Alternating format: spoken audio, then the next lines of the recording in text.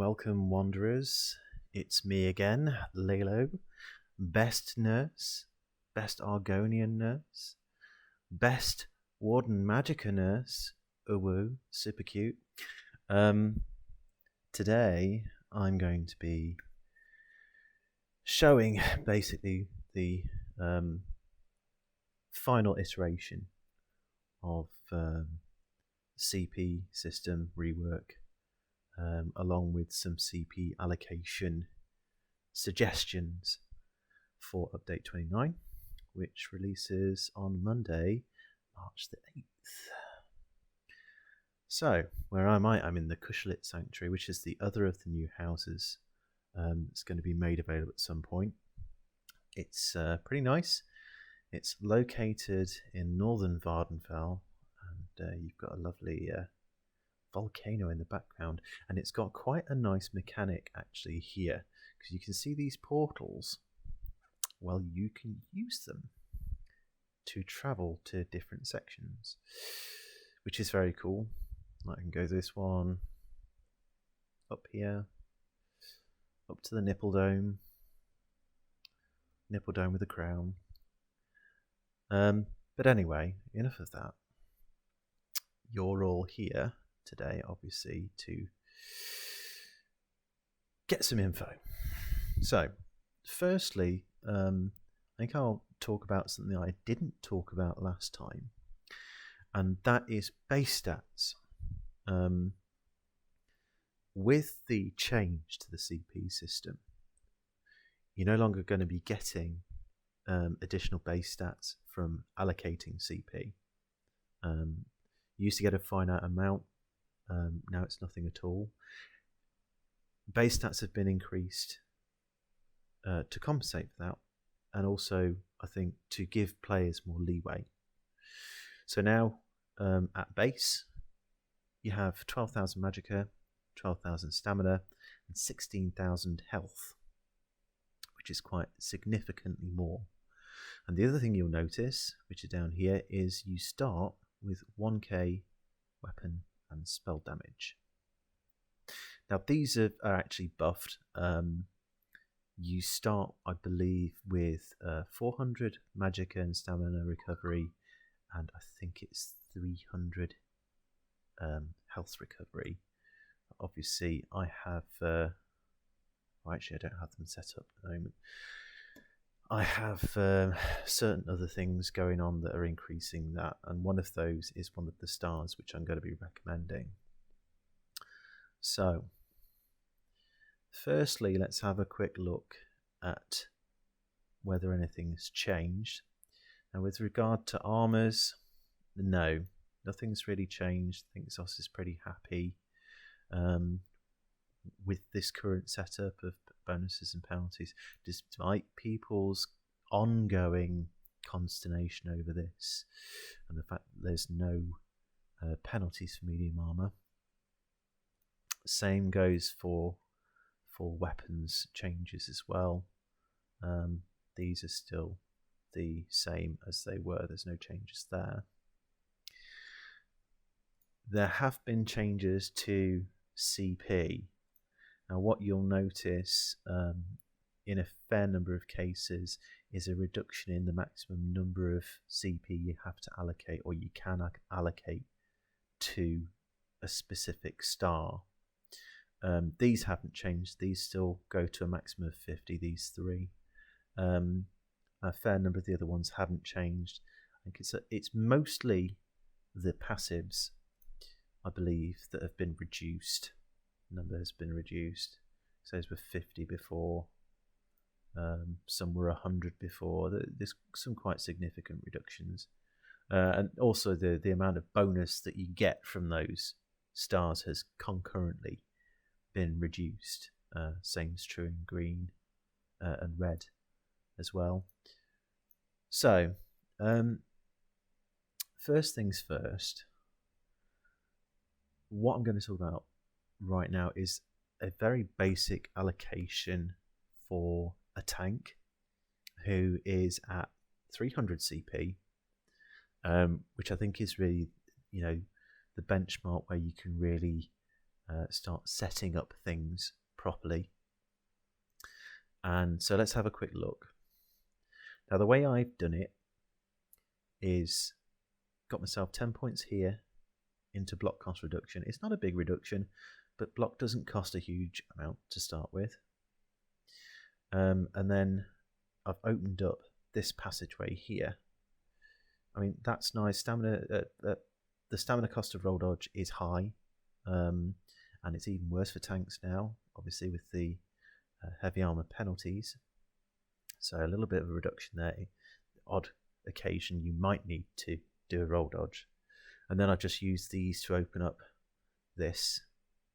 So this is 95 points here allocated. And the main thing that I've gone for is this, which has been reduced from before. It was granting initially 2,500 health recovery with 500 ultimate. It's now down to 1,500 health recovery. But as you can see, with 500 ultimate, as you can see there, I am sitting on 1,800 health recovery, and that is without any kind of food buff, any other buffs running or anything like that. So that's pretty significant. Once you start adding in, let's say you add in, I've got a set of heavy armor here, which is one of the new sets. I'm going to talk about this in a second. Once we pop that on, if you look at the, which one is it? There we go, 28%. I mean, I'm wearing 7 pieces of heavy armor here, so it would probably be a little bit less for someone who's doing 5-1-1. 28% additional health recovery. Health recovery is now sitting at 2,300. And this can be augmented further, particularly if you're going to CP, go here, and let's say with your next 50 points, so up to 450 CP, you go like this, 50 in that, pop the star in. I think that's going to be pretty important star for tanks rejuvenation. 150 of each of the 3 recoveries is significant over the course of a fight. So now I'm sitting on 2,500 health recovery. And if you... Do I have any pots? I don't have any pots. Luckily, I didn't claim that. So I've now got 25 pots. Let's pop those into...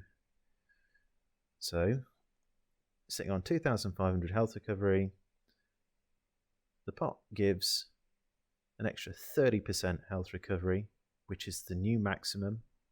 Major endurance, intellect and fortitude now give 30% extra recovery, and the minor versions now give 15%. That's down from 40 and 20 respectively. Let's go back to that. Pop that for the major. Go back 3,095 health recovery.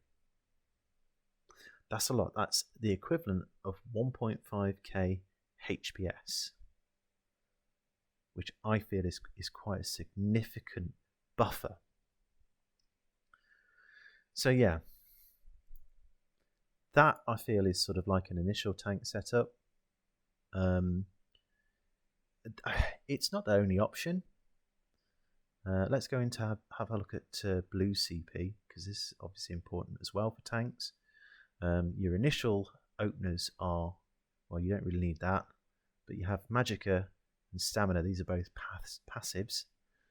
Maximum of 40 points in each, so pick your poison. Which one you prefer, having a little more Magicka or Stamina. Unlock that. This unlocks Staving Death, which is where several different damage reduction points are. So what I've done is unlock it, gone in, 10 points into quick recovery for an extra 1% healing, meh, whatever. 20 points into preparation, which is 4% damage reduction from non-player attacks, and that's all different types of attacks. Damage over time, AoE, single target attacks from NPCs. So ideally, in the long run, I would say you want that maxed, which is a maximum of 8% damage reduction. right there. And obviously putting points in here has unlocked this pathway. Now I feel that this is how I would do my first 100 points. I mean, obviously I'm over 100 now because I've put extra points in. So let's go back for a second, put it back down to 20. So you've got 30 points invested into staving death. And then we take here, 10 points here. It's 2% less area of effect damage. Whack it up there anyway. And then 50 points into this, which is whether you have a shield or a frost staff equipped, your spell and physical resistance is increased by 1900. Which is, you know, it's a decent amount of additional resistances. It equates to several percent. Let's figure it out. Where are we? Full Killer's Ward. Let's take the weapons.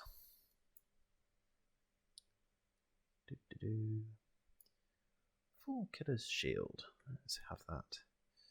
Whack it on.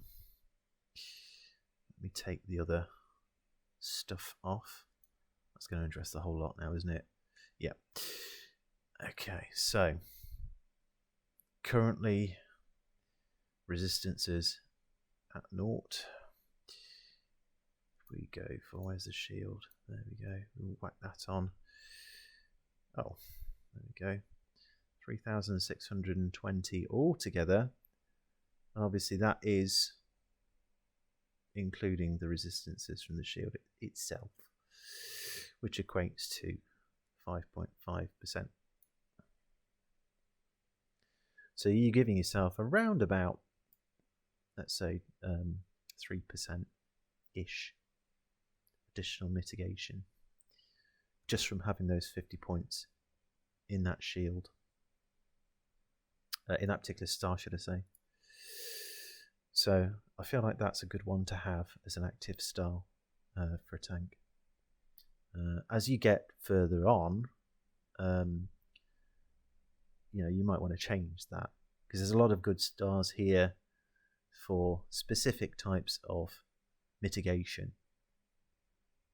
Obviously it depends on the fight, and also if you feel like your mitigation is good enough anyway, you know, you can always go for these active stars that increase your base stamina and magicka. So yeah, but that's a starting build for a tank, I would say. Okay, so now let's take a quick look at a more advanced tanking CP setup. Now, as I said before, these are just my thoughts on it. A structure that really, I suppose, makes sense to me. As you can see, I've used around about 350, 360 for each. So you're talking around about 1,000 CP total for this sort of setup. And I feel like this is going to give you most of what you need, if not all, to be fair. Almost all of what you need for tanking. So let's look at blue first. Now, as you can see, I've kept Bulwark, that's up here. I've got 4 active stars applied in total. I've also maxed these 2 passives out. So I'm getting 1,040 extra stamina, 1,040 extra magicka, gives me more resources, always nice on a tank.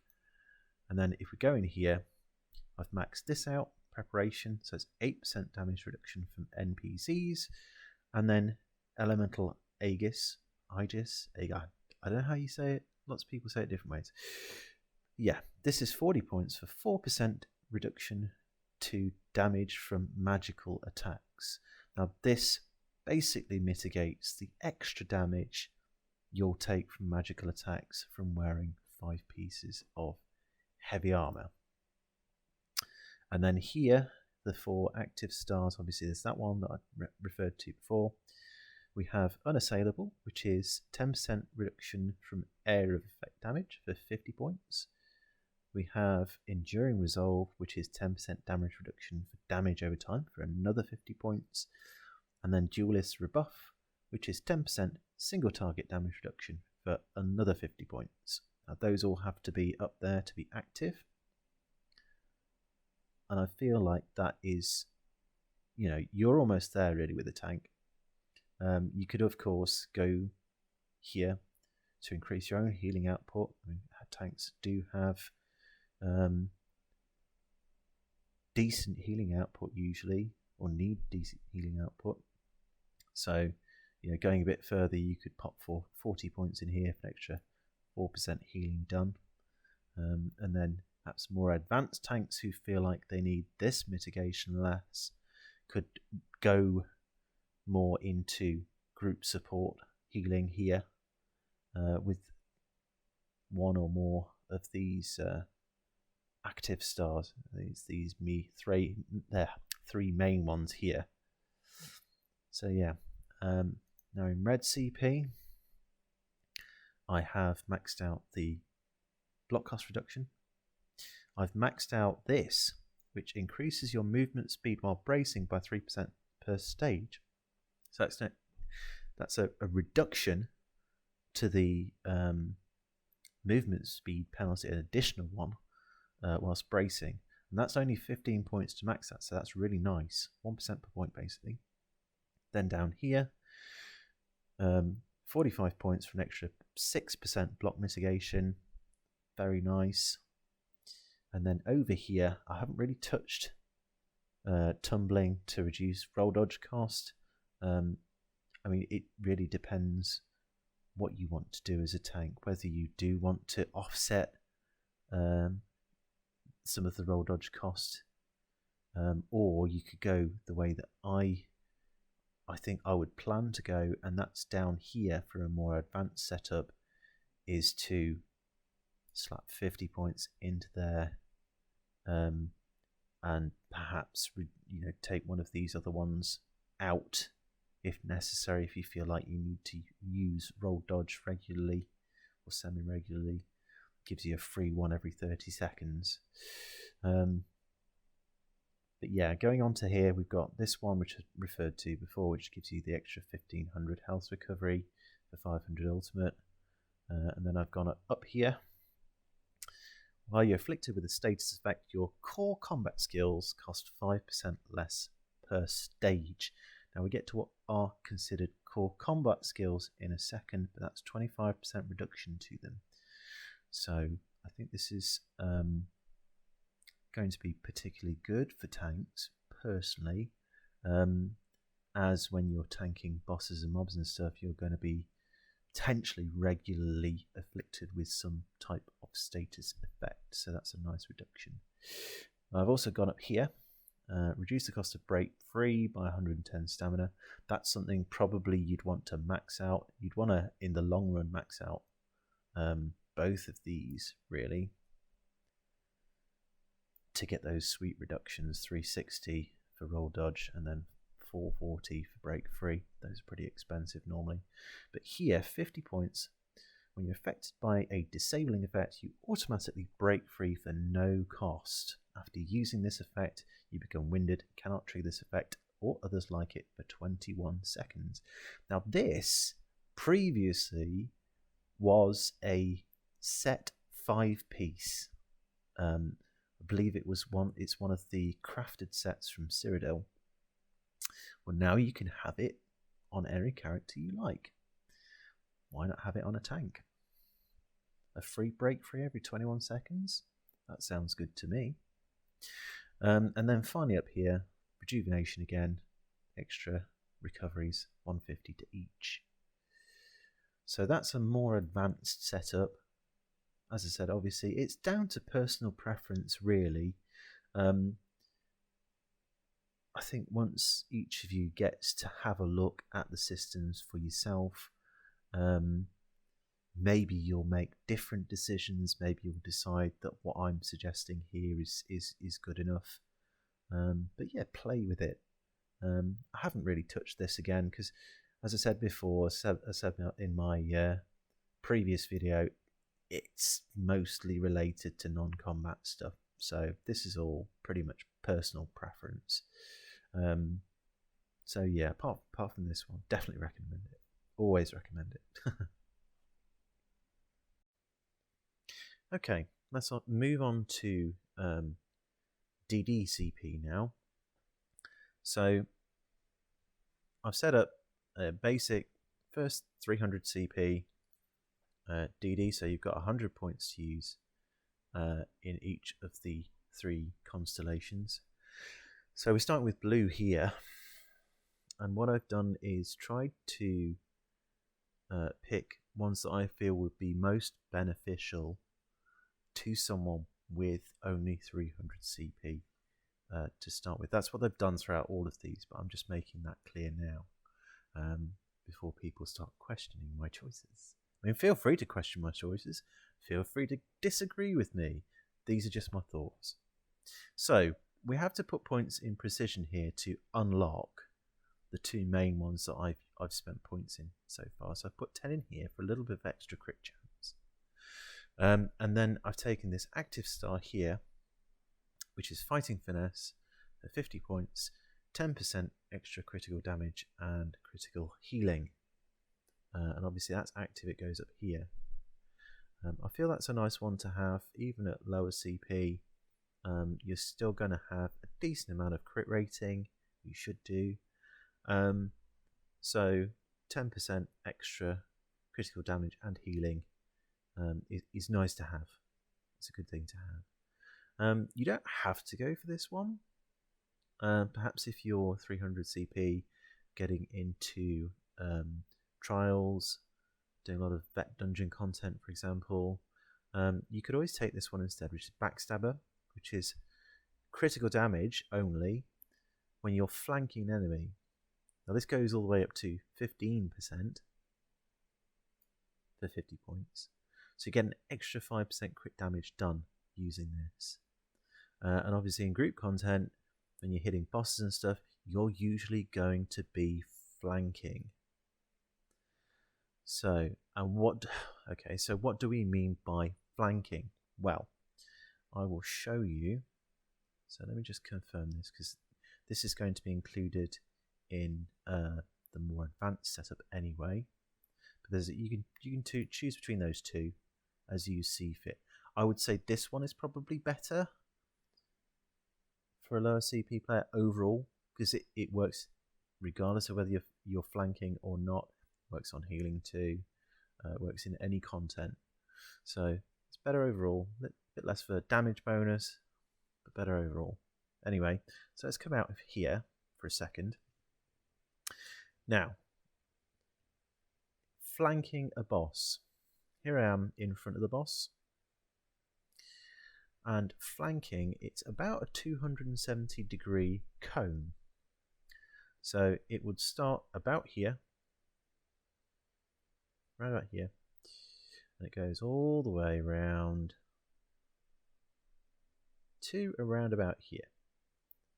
So there's the 90 degree cone here in front of the boss, where you're not going to get any flanking bonus. But for the rest, you are going to get your flanking bonus. Now, to be on the safe side, what I always say is make sure you're in the, if you can, in the 180 degree semicircle here behind and to the side of the boss. You can pretty much guarantee that you're going to get flanking bonuses at that point. So anyway, let's go back into blue CP for a second. I'll just talk about the last thing that I've spent points on, and that is piercing. Now this is offensive penetration. Like many other of the stats, stat boosts that are part of the system now, they are generic. They work whether the build is mag or stam. So, and I mean, people might question why penetration. Well, for someone with 300 CP, you're not fully optimized yet. Perhaps you're not going into optimized groups.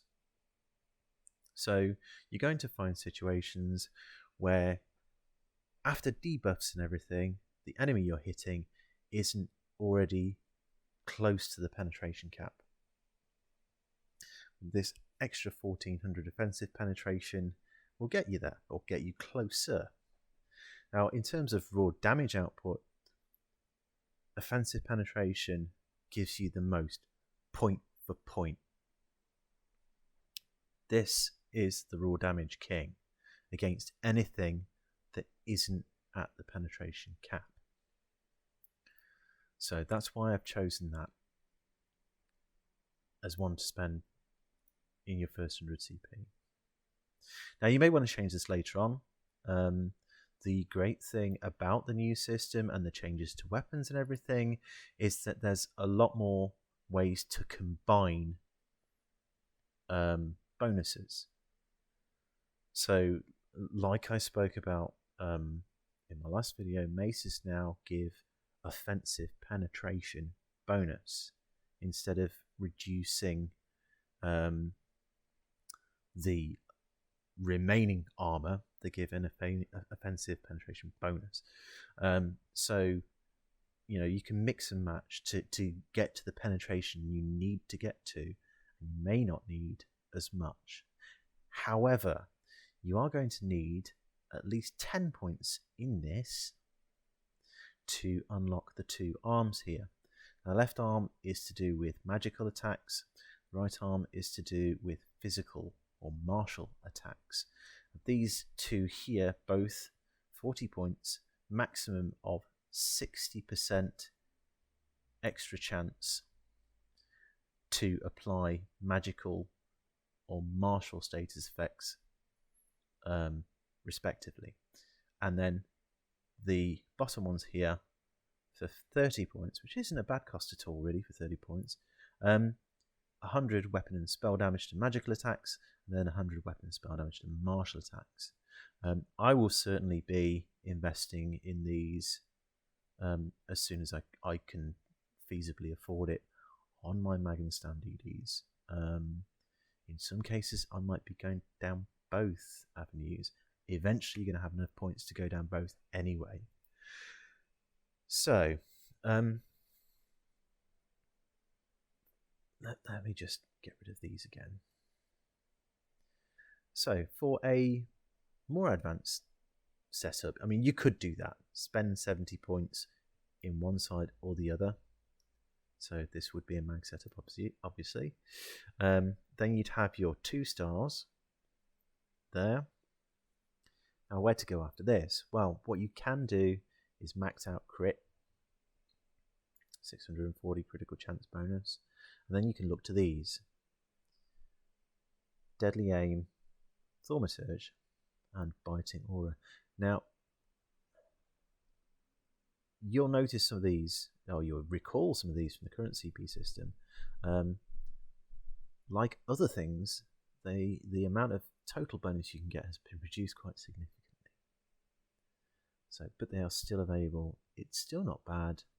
50 points in any of these 3, or all of these 3 perhaps, is a good investment for a DD. So having those now, say you want to use stars for a single target situation, obviously you put Deadly Aim in there, single target attacks, and then you can put Thaumaturge in there for damage over time. Now, if you don't have many damage over time, but you do have, say, area effect attacks, you go for that combination. You can mix and match really. You can go for AoE and damage over time. It's up to you. So nice flexibility there.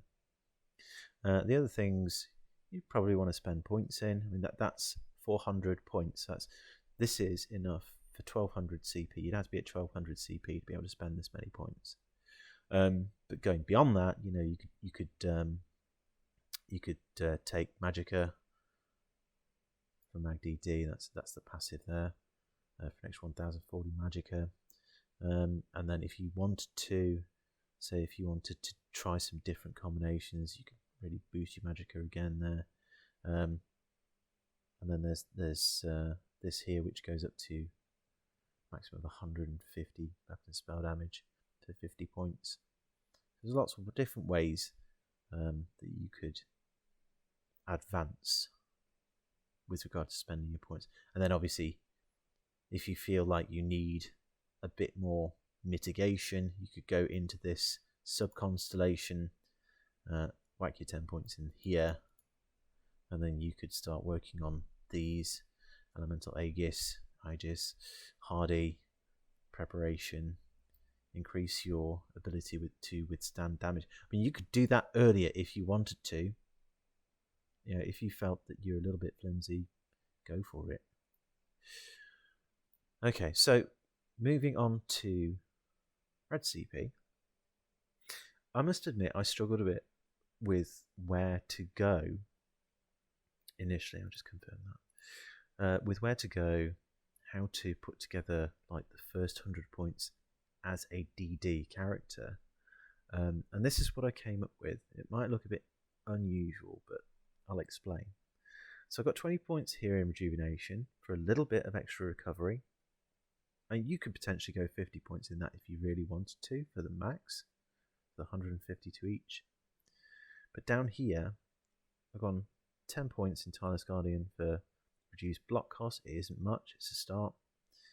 8 points here. I don't really bother about extra sprinting speed, but this is the cheapest way, actually, to get to Strategic Reserve. So, and this one I've maxed out again for that extra health recovery. The health recovery you get based on how much ultimate you've got. Really, I think even with it giving you less overall recovery, I think it's a strong contender for an active star at any build. Really do. So how to advance from here? So let's talk about spending the next 200, 300 points on a DD. Well, first thing I'd want to do is max out rejuvenation. Extra sustain, fantastic. Then I'd be looking at maxing block reduction. Remember that block starts out as the cheapest of the two active damage mitigation abilities.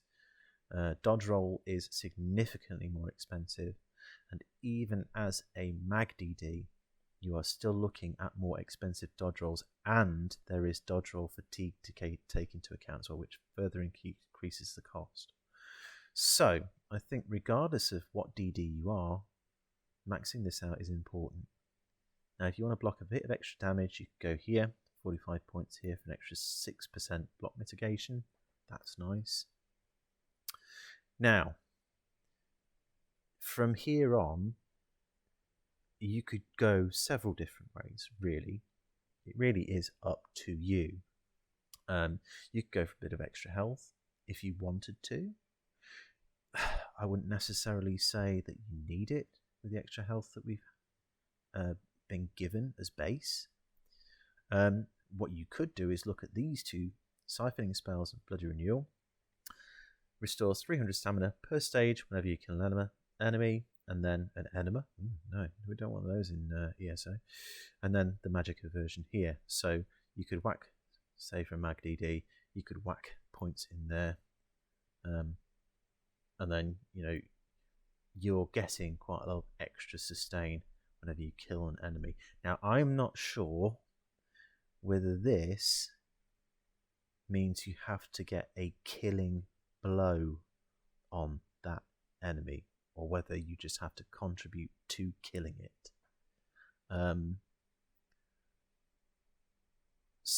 But regardless, I think that's quite a nice star to have for the extra potential sustain. A lot of boss fights in trials and dungeons, you get adds anyway. Those adds die. You're getting a nice chunk of resources back when they do. At least some member, or all members of the group perhaps, are getting that. So that's nice. Now, another thing you could do, in addition, is look at reducing cost of break free. Actually, let's leave that at 15 points. So for 40 points, we can reduce the cost of break free by 440 stamina, which is quite significant given that break free costs 5,000 stamina, or over 5,000 stamina, to begin with. So getting that off.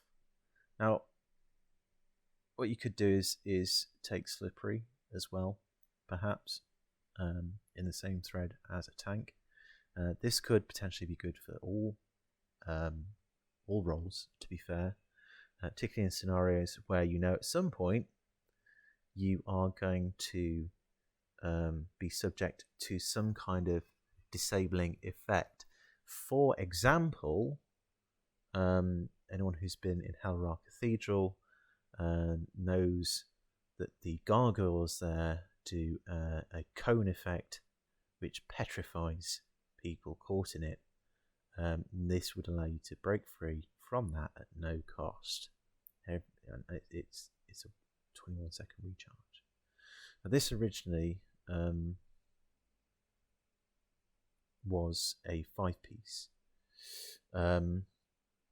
So now being able to put it on any character is fantastic, I think. So yeah, let's wipe that up there. Other options you could explore are survival instincts again. While afflicted with the status effects, your core combat skills cost 5% less per stage. I'll talk about core combat a little bit later. That could be useful. It depends really whether in the scenarios you find yourself in as a DD you are going to be afflicted with status effects with any regularity. So that's more of a niche ability, I think. But that's basically where you sort of thing that you could do as a DD. Obviously there are other options that you could pursue as well. Extra armor perhaps, extra survivability. If you use a lot of damage shields, then you can reduce the cost, increase the effectiveness, and then I'm not sure how useful this would be, but you could further reduce the cost of dodge roll. That's 160 per stage, which means you can, every time you have a damage shield on you, if you have that maxed, well, dodge roll will cost 800 less stamina, which is quite significant. So there's potential there.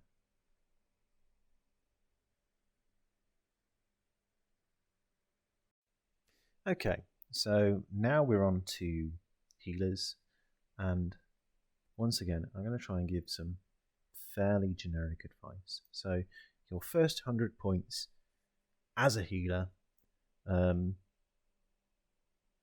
as far as I'm concerned, stam healers aren't still going to be a thing, as much as I'd love them to, so we're not going to bother with that. So Magicka Healers. We're going to start by maxing this out. 1040 extra Magicka for 40 points.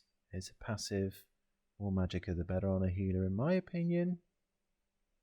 You want lots of resources to keep up that healing output. So 40 points there. Then we go here. 10 points in this.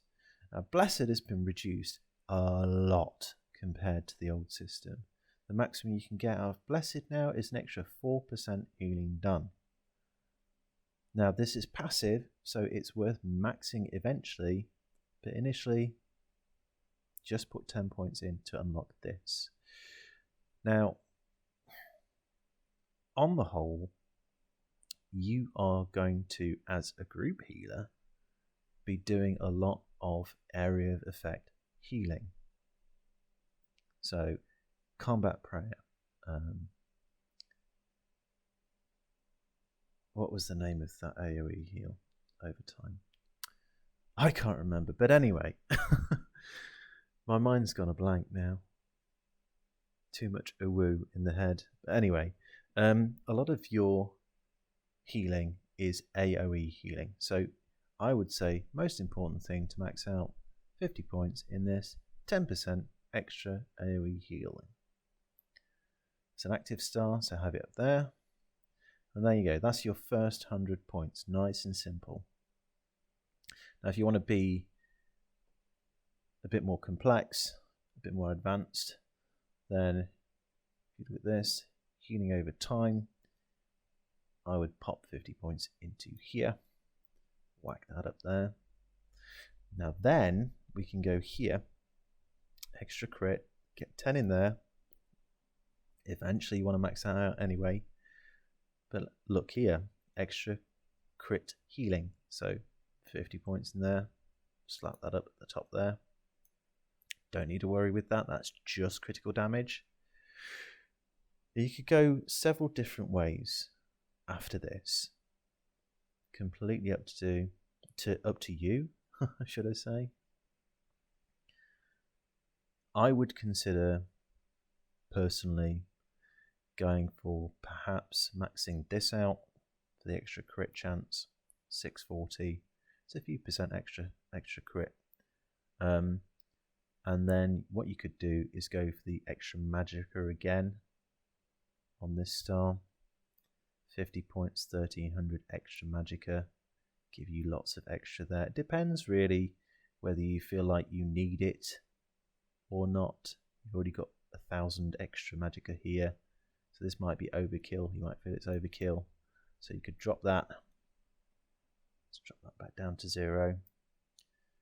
And then what you could do is go into here and start on mitigation as a healer. Because at the end of the day, you know, it's pretty important for you to be alive. Or is it? Ring of the Pale Order, everyone? Who needs healers, right? We're just there to be cute, really. Anyway, on to Red CP. As you can see, I've gone a slightly different way again to both tank and DD. I've only got 14 here. That's still 120 recovery to all 3 recovery types. I've gone the same up here, 15 here, 10 here. This, I don't know how much use anyone but tanks will get out of this in group situations. So we'll have to see how that plays out in a moment, but I needed to use it to access this star anyway. And that, for a basic, it doesn't provide you much. The main things that you're getting out of this basically at the moment are rejuvenation, slight cost reduction, reduction of status effects on you, slight reduction to core combat skills when you've got a status effect applied, and then you get 5% extra resources when you are resurrected. Now, where I'm going with this is to go take you up to 150 points. I think this is pretty important for a healer to have. I would say in the long run, it could be important for every role to have. 33% decrease in the time it takes to resurrect an ally. In a group situation, that's pretty significant. So that, you know, it's a marked increase in the chances of recovering in a group situation. At the moment, Templars are the main ones who are usually resurrection bots in tougher group content because they've got that reduced resurrection time. Now, they may still be, in this case, because of this combining with their other passive, really ramping down on the resurrection time, quick resurrection. But I think it's good for all characters potentially to have this available.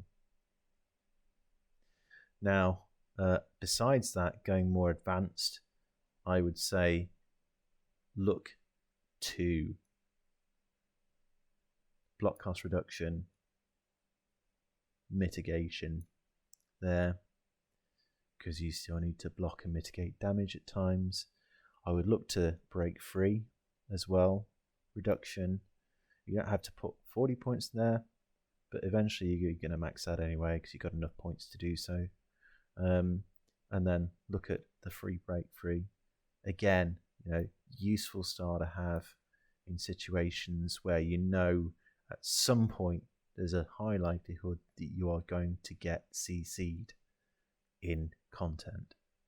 That's a free CC break. She sells seashells by the seashore. Yeah, a free CC break every 21 seconds. It's quite nice. And obviously you want to max that as well in the long run. And as you can see, we're getting down to like 350 points used, 345-ish, 335 points used. So still not too high. You're still in the long run going to have lots and lots of points to play with. But there you have it. Now, I talked about earlier core abilities, particularly with regard to specific champion point stars like survival instincts, core combat skills.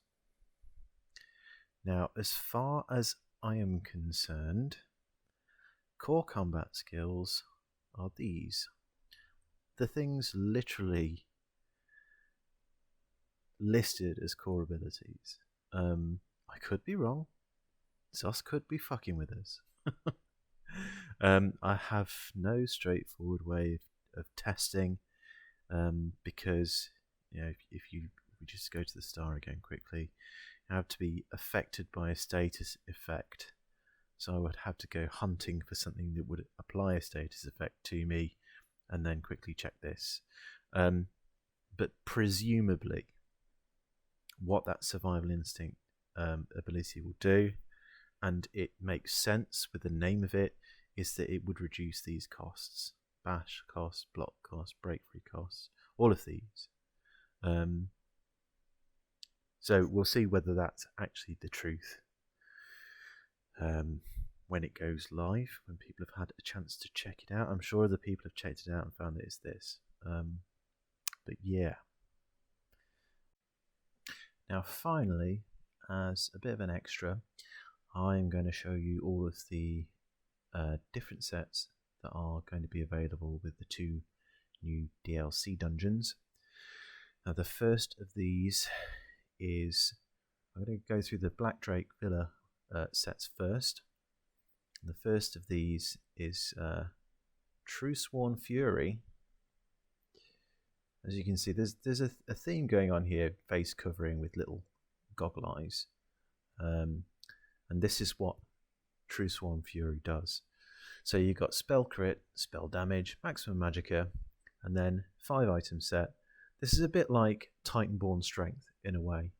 It adds extra spell crit and critical damage as base. So 708 spell crit and 4% critical damage. And then it doubles when you're at 75% health, and then quadruples when you're at 50% health. I foresee this being strictly a PvP set, really. I don't really think it'll have any particular use in PvP, in PvE even. So on to the next one, and this is the second set. This is the medium set from Black Drake Villa, and this is called Kinra's Wrath. Now this is a really, in my opinion, a really good set. This is a set that I think will change the stand meta a bit. Very nice looking set. As you can see here, weapon damage, weapon crit, weapon damage, and then 5-piece, powerful 5-piece. Dealing damage with a light or heavy attack grants you a stack of Burning Heart for 5 seconds up to 5 stacks. While you have 5 stacks, you generate an Aura of Wrath, granting you Major Berserk increasing your damage done by 10%. Now, as an extra bonus, while you have an Aura of Wrath, allies within 12 meters of you gain minor Berserk, increasing their damage by 5%. Now, 12 meter radius Aura is quite significant. It's quite a large AoE there, and it is a visible AoE. It's visible as like a orangey red fire ring, basically. It's a bit like Hitty's Hearth without the swirling vortex in it. The reason why I'm saying that this is probably going to change the stand meta a bit is because Major Berserk, 10% extra damage, is quite significant. And Major Berserk is a hard buff to come by, because they're really outside of, I think, the Sorcerer's Atronach ultimate, where you get a synergy, where you can get 5 seconds of Major Berserk, and certain other scenarios that can give you Major Berserk. I think it's certain sets. I think it might be attached to Werewolf, certain Werewolf skills. I can't remember now specifically, but it's a hard buff to come by, and it's a significant increase. So this is one to watch. This is one I think worth farming for sure for PvE. Don't know about its use in PvP really. Probably not so much. Now the third one from Black Drake Villa is Drake's Rush. Like I said, there's a theme going on here. Covered face, all these little potions. It's another nice looking set in my opinion. Pretty cool. And its ability is this. So you get max health, 2 lots of max stam, and then when you bash an enemy, you earn up to 3 group members within 15 meters if you gain major heroism for 12 seconds, granting you 3 ultimate every 1.5 seconds.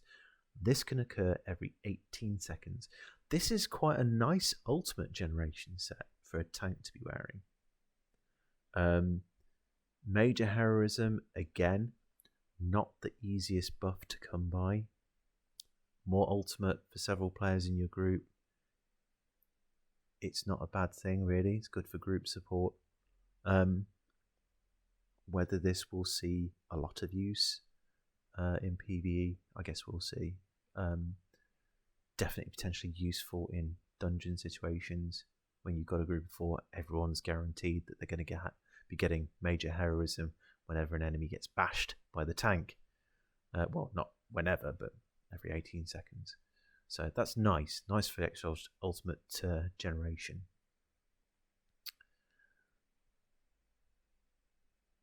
Now let's move on to the Cauldron Sets, the revealing Sexy Sex Dungeon Sets. This is the one that I showed off before, the Ritualist set.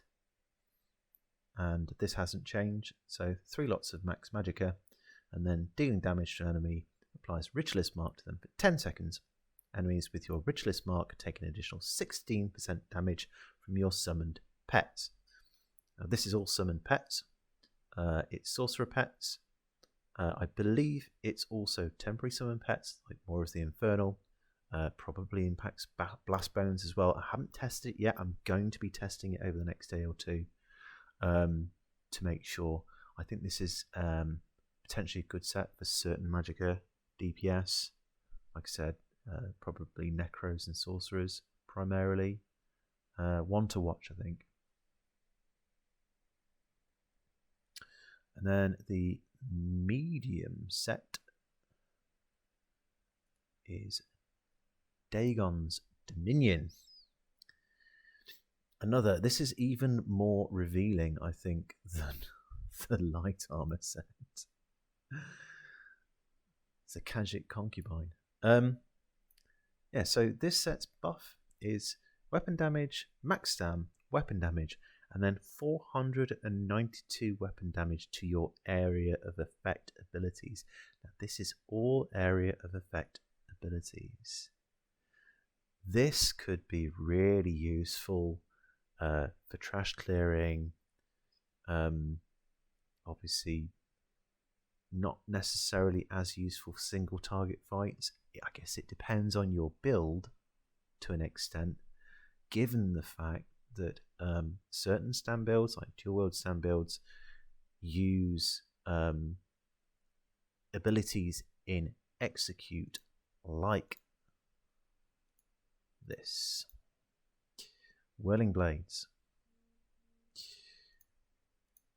This is a powerful execute dual wield. So, and this will obviously be buffed by this.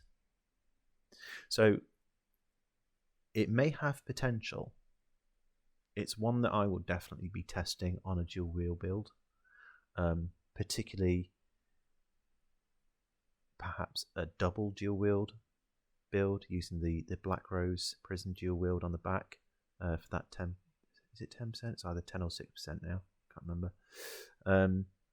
Damage buff could also, be a nice buff to the amount of volley damage that you do on your Maelstrom with the Maelstrom bow. It has potential. Again, I like all of the sets from these two new DLC dungeons, to be fair. And then there's the final heavy set, which, yep, you guessed it, you're still showing off the midriff, still showing off a lot of flesh or a lot of fur. In this case, it's a nice looking set again. And here we go. 2 lots of armor, 1 lot of health, and then 5-piece activating block while in combat places a damage shield on you and up to 3 group members within 18 meters for 2 seconds that absorbs up to 4,000 direct damage. If the damage shield breaks, the wearer of the shield restores 5,680 magicka and stamina. This effect can occur once every 30 seconds if a damage shield broke. If not, then it can occur once every 10 seconds. This is essentially a sustain set for tanks. Having the ability to give yourself a very small damage shield that, if broken, grants you a big chunk of both magicka and stamina every 30 seconds, that's pretty nice. Whether it will be massively useful in the long run, who knows? A fair amount has changed with the change to the CP system and other things with regard to the sort of sustain all characters are going to have, particularly if you take into account the fact that base stats now are higher.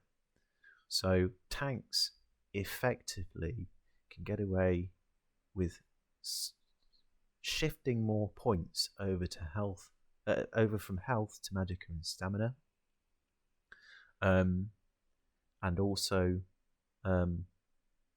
there's the opportunity to go for recovery foods. So yeah, those are all of the 5-piece sets. Let me just come out of all of this. There we go. Now for the 2 monster sets. Now, I believe Kratos Behemoth is the one from Black Drake Villa. Let me just look up all of it. There we go. Right. Yeah. Yes, this is the one from Black Drake Villa.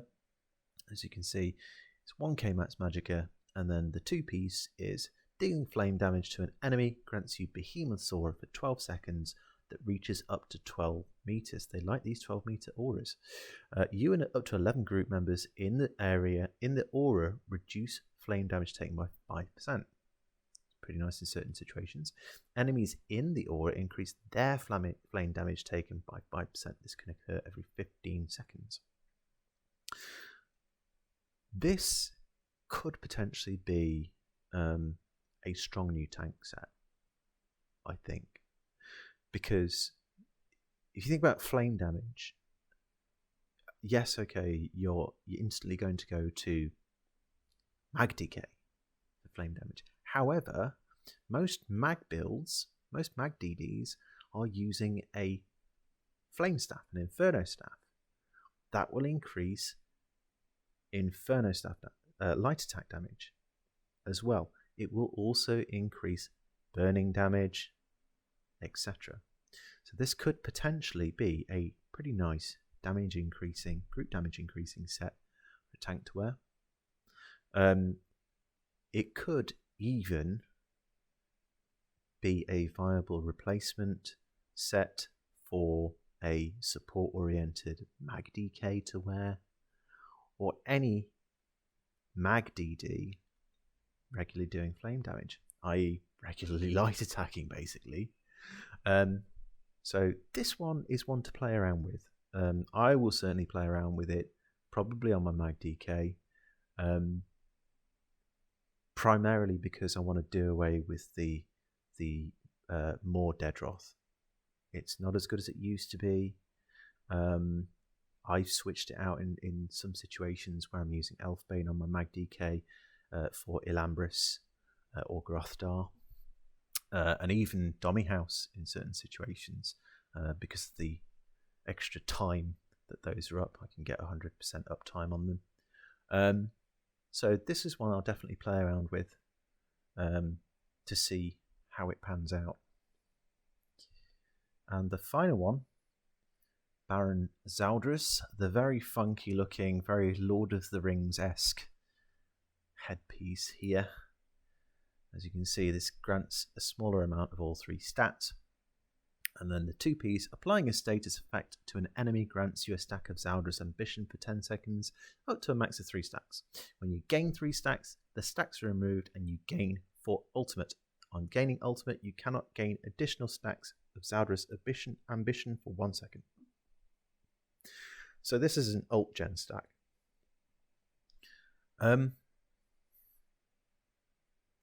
I would say overall, potentially not that great. I suppose it depends. If you are spec'd to regularly applying status effects, then potentially you could generate a lot of extra ultimate over a short period of time. Say, for example, you are a Bobo build using Lethal Arrow. That puts poison on the enemy every time. That's a status effect. So every time you're putting poison on the enemy, you're getting a stack of Zaldras Ambition. So you could generate pretty quickly through that. I think potentially probably more of a PvP set. Again, we'll have to see how it plays out in PvE. Anyway, I'm going to do one final thing, and that will be to just answer a question from Cronin, head of TKR, that he asked at the weekend, and that is regard to whether the green speed buff here stacks with other movement enhancing things like Ring of the Wild Hunt. So I'm going to switch characters to my Stanblade for this, because he's got a Ring of the Wild Hunt and he is a quick motherfucker. So I'll see you shortly. Jack asked on Sunday whether the sprint bonus in the green CP tree stacks with things like Ring of the Wild Hunt, and the answer is yes. I'll just show you what I'm wearing at the moment. Where are we? I'm currently wearing this set, Darlock Bray, Jailbreaker. I've got the Ring of the Wild Hunt on. So overall, I'm getting Minor Expedition for 15% extra movement speed, 45% movement speed from Ring of the Wild Hunt. And as you can see, it's pretty fast as it is. Now, if you add this, it is faster. This is my farming build. So I'm a vampire. Dial-up Braze basically means that I'm regenerating more stamina per second than the cost of sprint. I'm sneaking, getting extra speed from concealed weapon, and it's awesome. It's really quick, and then you can get an extra little speed boost if you need it from sprinting, although it's not much because you're close to the speed cap as it is with this build. Well, I hope you've all gotten some kind of useful information out of this video, and I look forward to seeing many of you next week in game after the updates hit. Probably not on Monday. We know how much of a shit show it tends to be on patch day, but definitely after that. So I shall bid you adieu. Enjoy your weekends. See you soon. Bye.